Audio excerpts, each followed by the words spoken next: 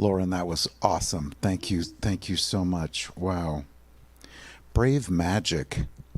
I love the concept of that. That might be a Sunday talk.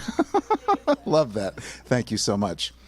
So, good morning again to all of you in this very room and those of you on Zoom, or good afternoon or good evening if you're watching later, and welcome. I'm so glad to be back with you this morning.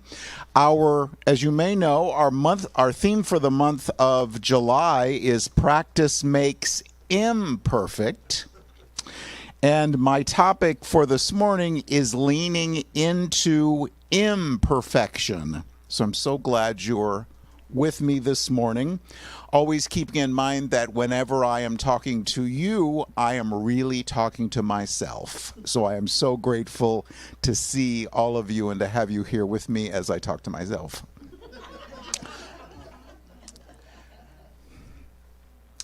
So if you've been in this teaching that we call New Thought or Religious Science or Science of Mind or Unity or Divine Science or any of those for a while, you know that the party line is everything is rainbows, sunshine, and lollipops.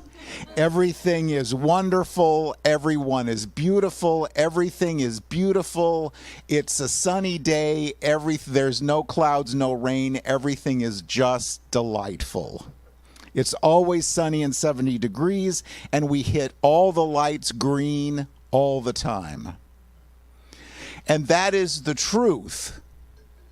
But the facts may look very different.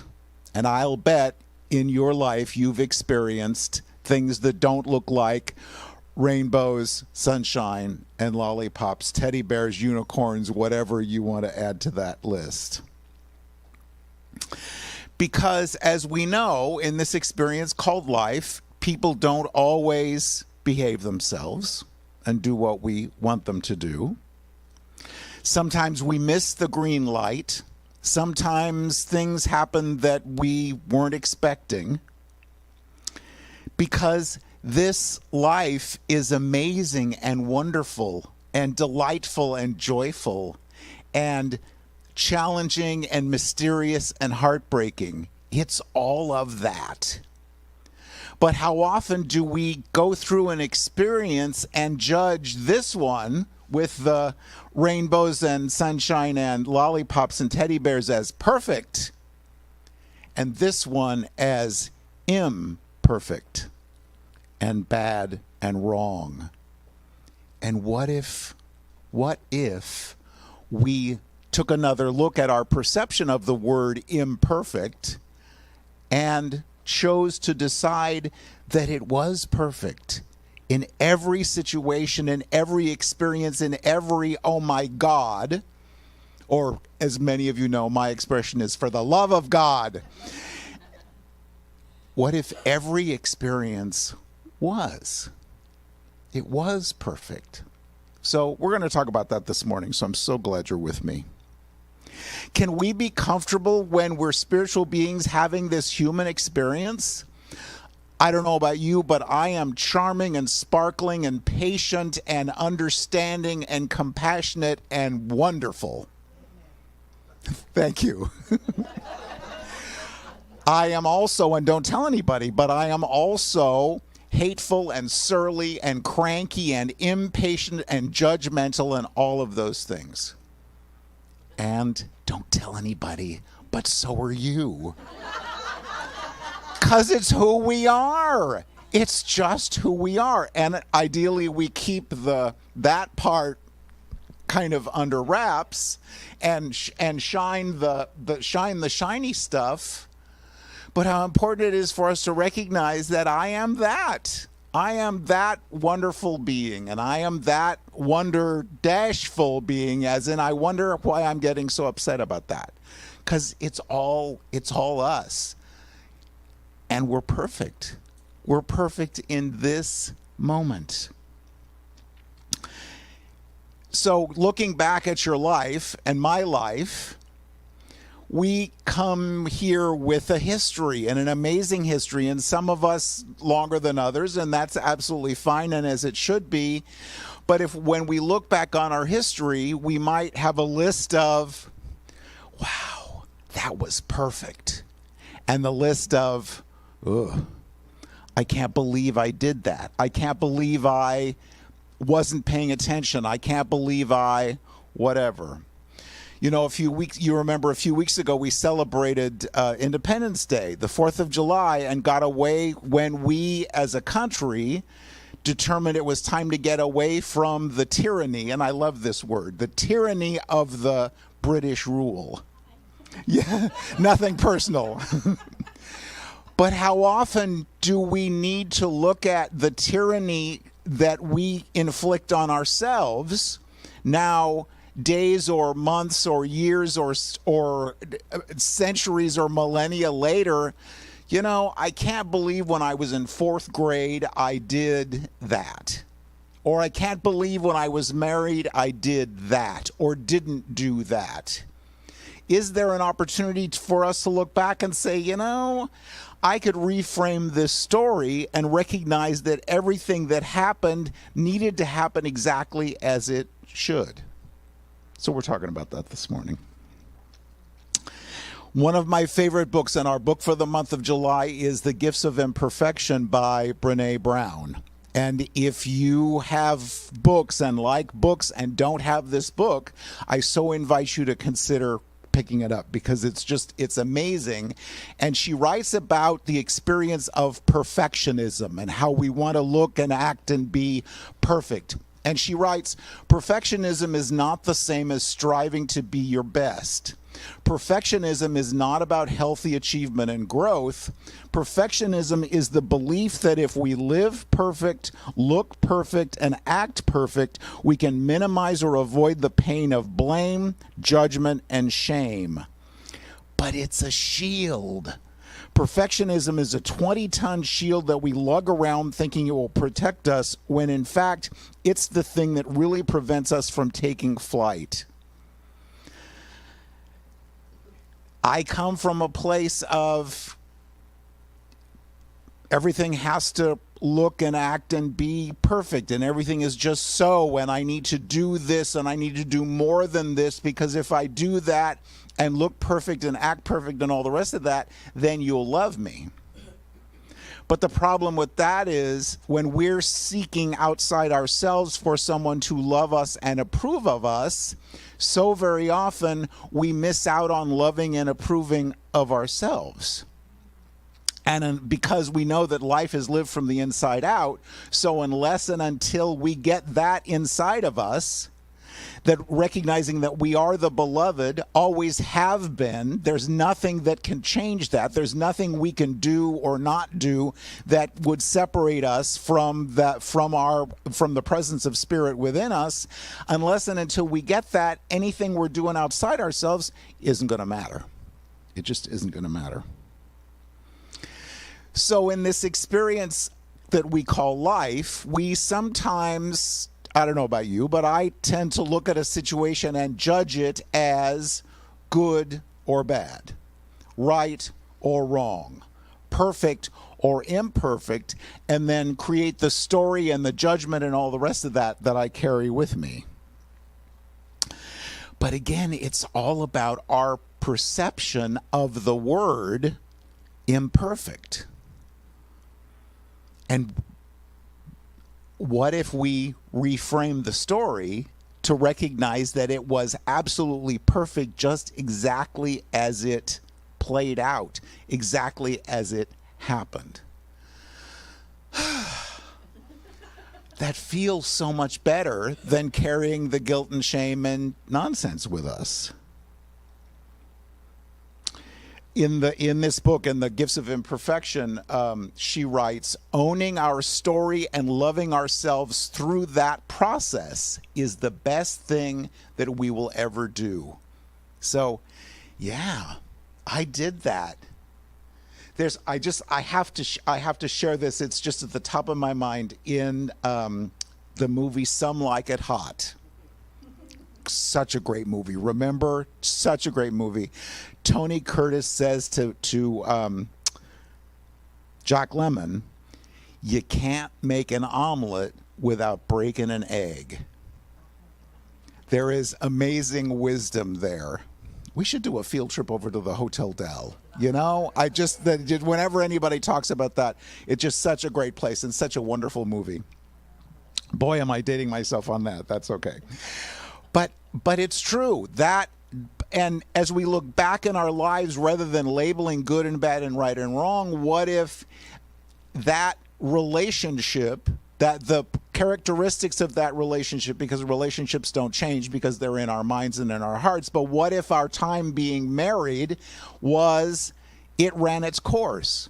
So it wasn't supposed to be till death do us part. Or that job that I had for however many years, the joy and the wonder was starting to wane just a little, and it was time for me to move on. So was it bad that I finally, and this is a whole separate Sunday talk, but I got the cosmic 2x4 many years ago. Spirit kept saying, maybe you want to go look at something else. No, I'm good. I'm fine. And then, because sometimes we get that, that in a situation, I'll have to look at that. Yeah, let me get back to you on that, Spirit. And then Spirit says, let me help you along and boot you out of that. But all of that experience was exactly as it should have been. All of that experience was perfect. Because this had to happen, so this could happen, so this could happen. And that feels so much better than beating ourselves up for not doing what we feel like we should have done, or doing something that we shouldn't have done. My favorite word in the English language is should.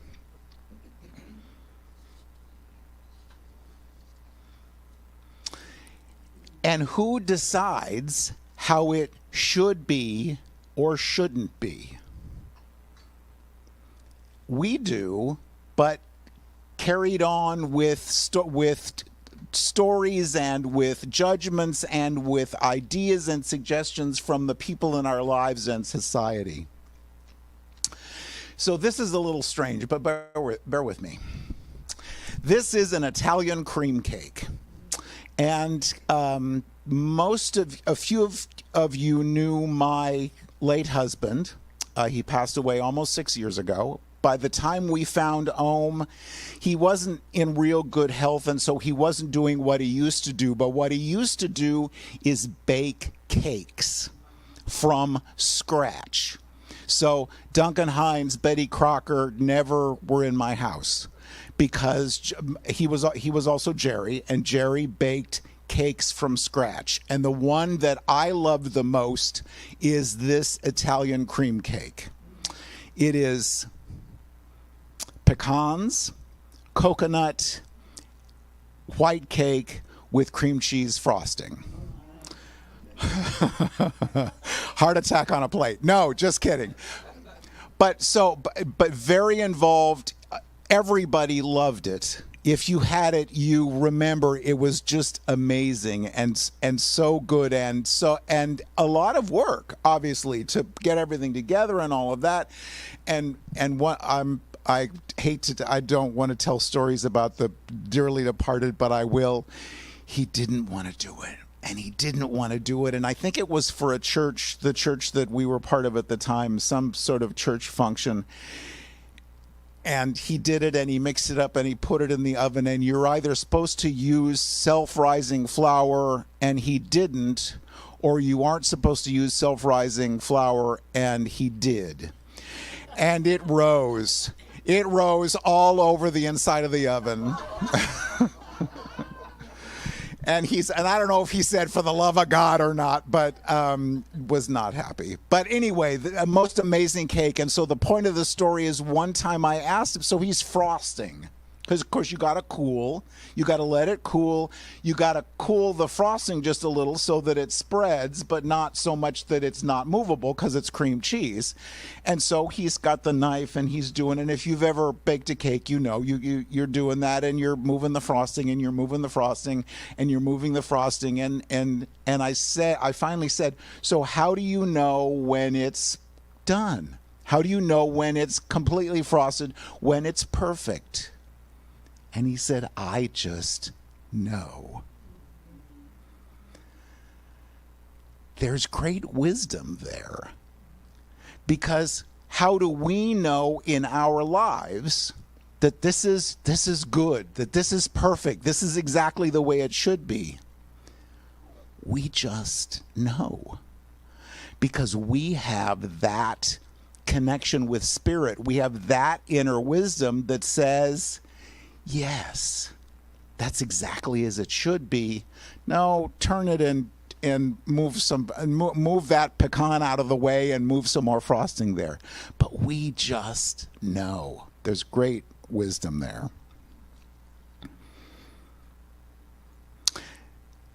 So everything looks perfect, but sometimes it doesn't.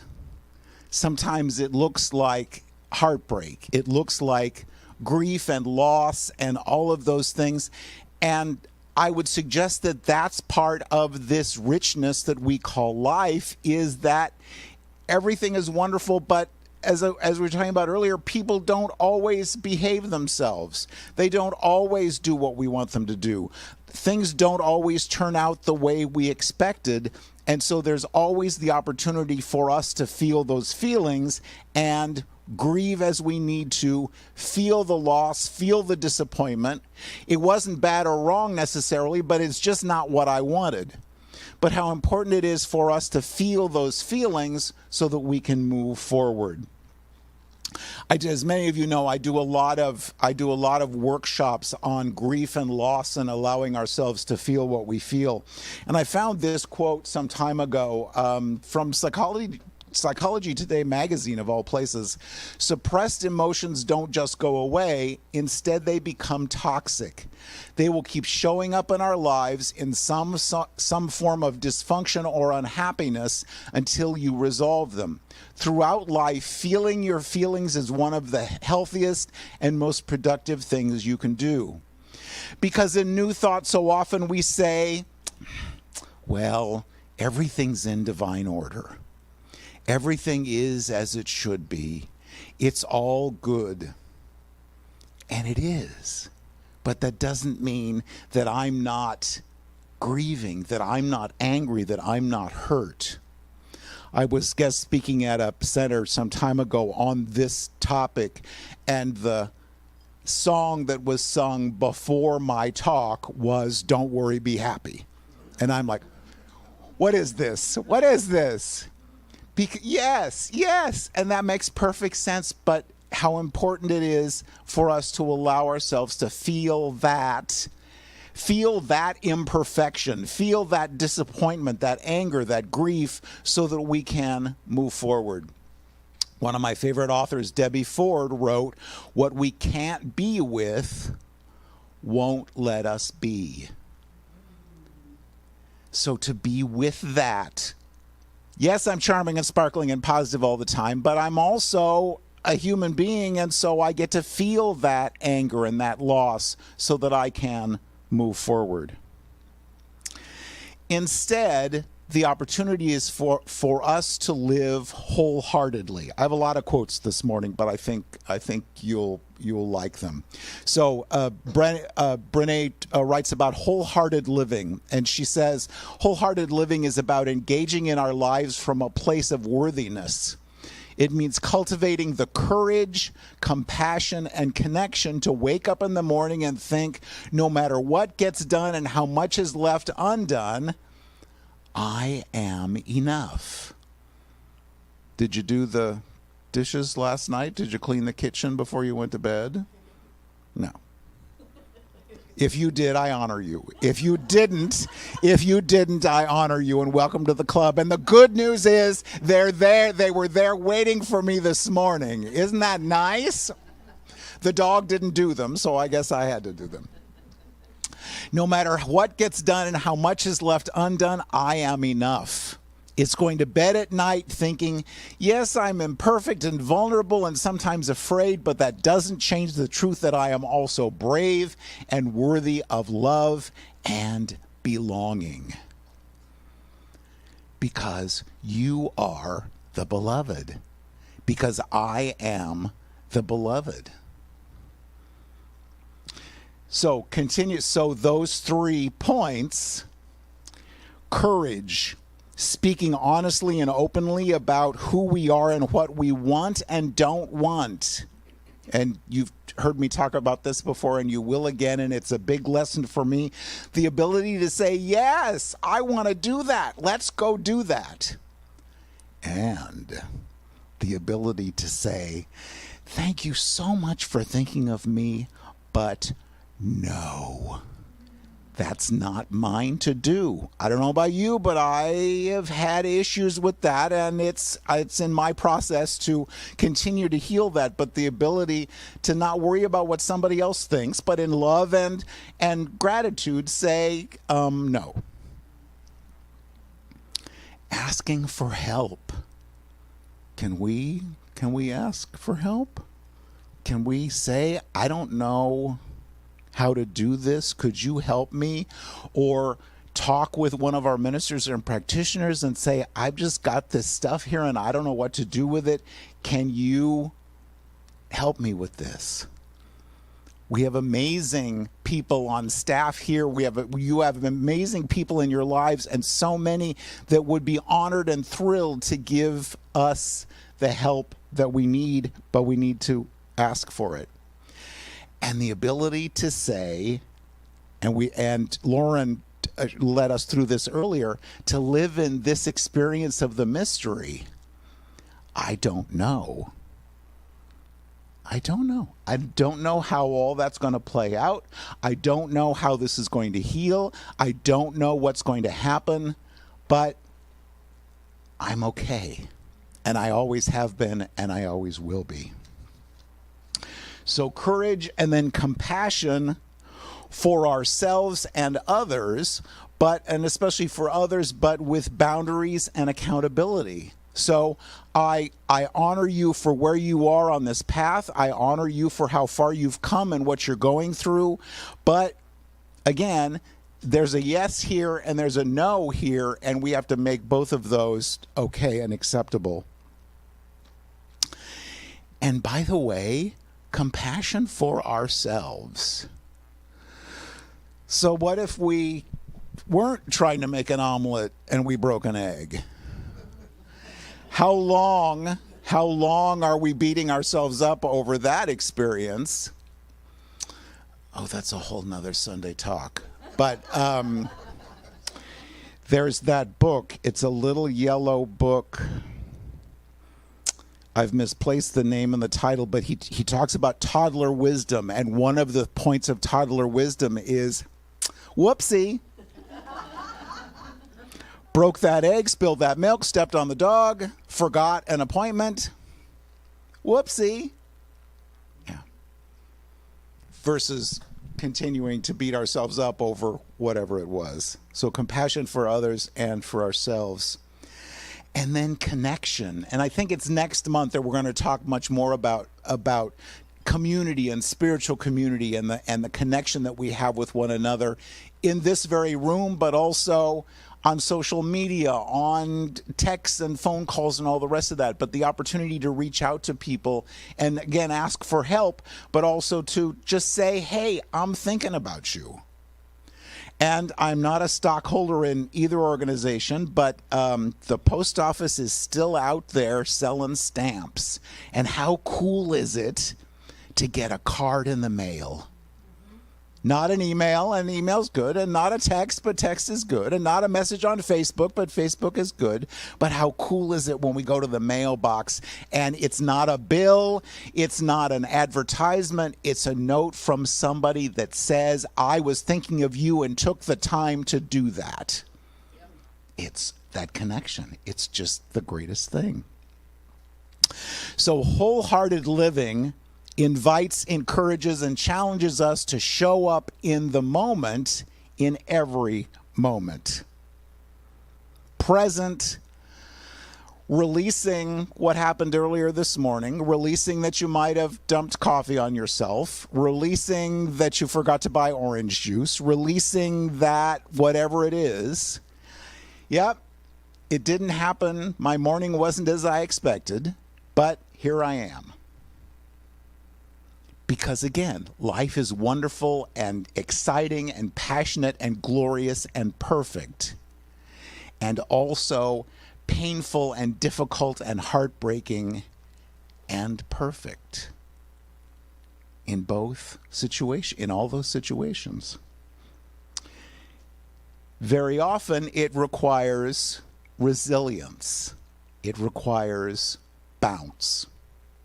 So bouncing back from whatever that was, recognizing that, wow, that's interesting. How do I bounce back from that? What are my next steps? What do I need to know about this situation? In the book, Brenny talks about resilience, and she writes, the most resilient people who live perfect lives with imperfect experiences and keep moving have these common factors. They are resourceful and have good problem-solving skills. They are more likely to seek help, like we talked about. They hold the belief that they can do something that will help them to manage their feelings and to cope. They have social support available to them, and they are connected with others, such as family or friends or ministers or practitioners or whatever the case might be. So as some of you know, I was in Berlin, Germany. Was it only been 3 weeks? I think 3 weeks ago. Absolutely amazing. And really quickly, and I could talk about this as a whole Sunday talk, but so I'm going by myself to a foreign country across the sea, to a country that doesn't speak any of the language that I speak, because I speak more Spanish than I do German, and I speak about 9 Spanish words, so about 3 German words, and that's it. So got my passport, got everything, but the flight is delayed from here to Munich. So what if I missed the connection in Munich? I didn't.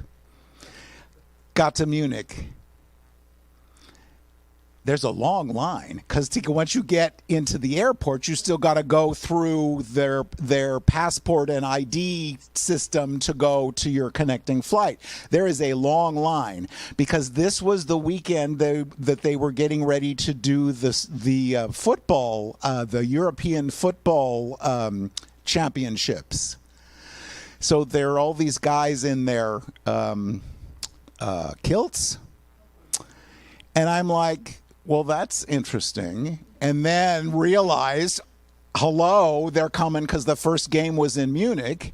They're coming for football. How cool is that? So I'm standing in line and standing in line and standing in line and standing in line, and I'm going to miss my connection. I didn't. Got to where I'm staying. So I didn't bring any euros, so I need a bank machine.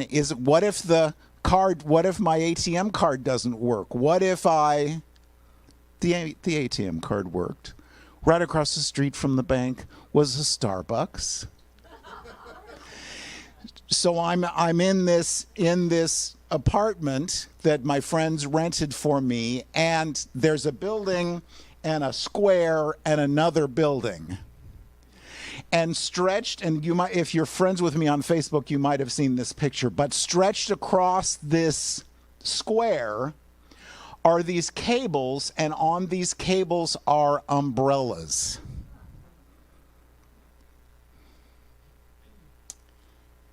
And the still small voice reminded me of Emma Curtis Hopkins, one of my favorite early New Thought writers. And in her book, Scientific Christian Mental Practice, she writes about umbrellas being a burden in pleasant weather.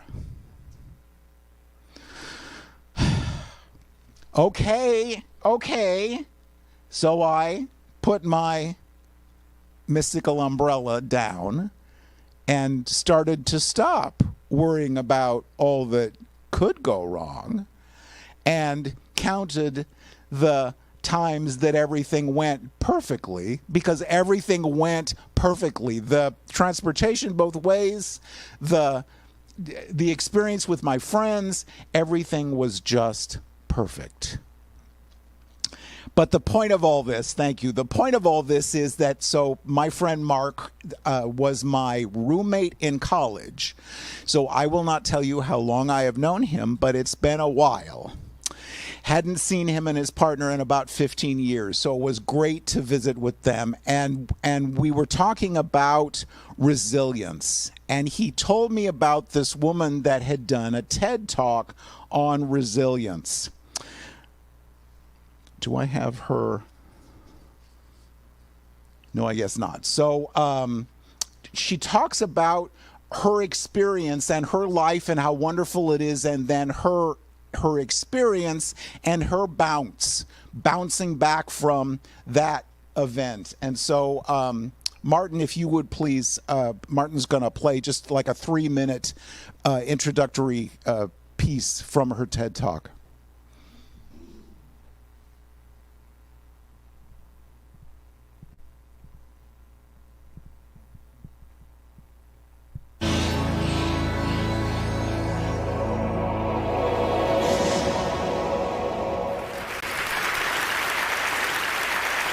Life is about opportunities, creating them and embracing them. And for me, that was the Olympic dream.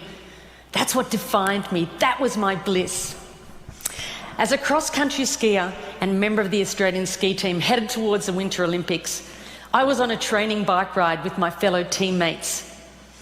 As we made our way up towards the spectacular Blue Mountains west of Sydney, it was the perfect autumn day. Sunshine, the smell of eucalypt, and a dream. Life was good. We'd been on our bikes for around 5.5 hours when we got to the part of the ride that I loved, and that was the hills, because I loved the hills. And I got up off the seat of my bike and I started pumping my legs, and as I sucked in the cold mountain air, I could feel it burning my lungs. And I looked up to see the sun shining in my face. And then everything went black. Where was I? What was happening? My body was consumed by pain.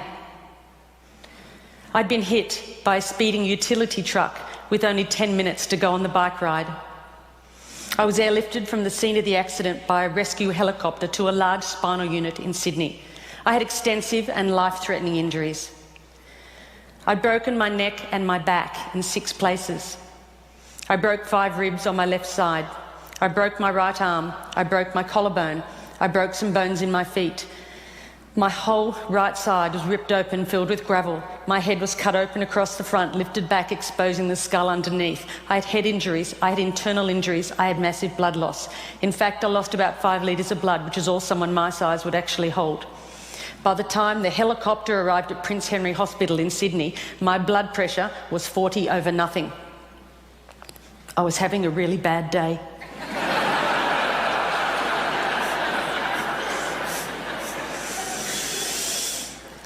For over 10 days, I drifted between 2 dimensions.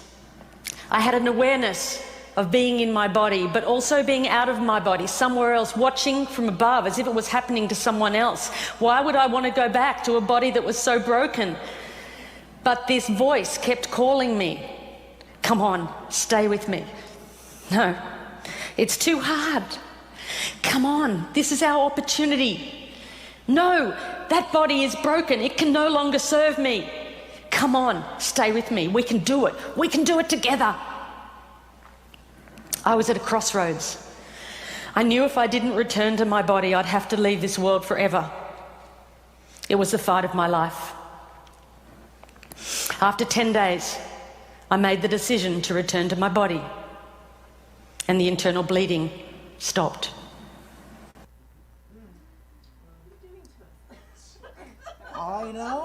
I know. Absolutely amazing. And so she has gone on to, and invites you to look at that whole TED Talk. But it's just amazing. And she made the decision to come back, to stay. Oops, thank you. She made the decision to come back, to stay, and is now all over the world reminding people of their opportunity and this experience of resilience. And I think the title is A Broken Body is Not a Broken Life. So when we go through, because again, it's sunshine and rainbows and teddy bears and lollipops, but not always. And so what do we go through that allows us, and when do we allow ourselves to go through, to keep going into whatever the next chapter is in our lives?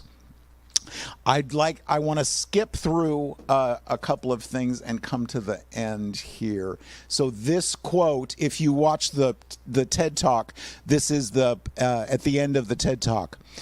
The philosopher Lao Tzu once said, "When you let go of what you are, you become what you might be." I now know that wasn't until I let go of who I thought I was that I was able to create a completely new life. It wasn't until I let go of the life I thought I should have that I was able to embrace the life that was waiting for me. I now know that my real strength never came from my body, and although my physical capabilities have changed dramatically, who I am is unchanged. The pilot light inside of me was still a light, just as it is in each and every one of us. So with that in mind, join me in the light for just a moment.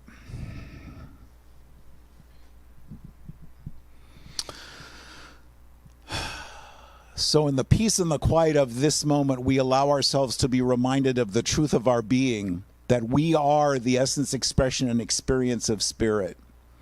And we offer great gratitude for the opportunity to be back together this morning, to be reminded of the truth of our being, to be reminded that in our lives and our experiences, everything is perfect. Because we are always loved, always nurtured, always divinely guided. And so we always have the opportunity to allow Spirit to lead us, to advise us, to love us. So moving forward today, we choose to do that, to change any stories of resentment or regret or imperfection, and move forward in this knowing that truly all is well. For this teaching, for this beloved spiritual community, for our time together, we give great thanks. And together we say, and so it is.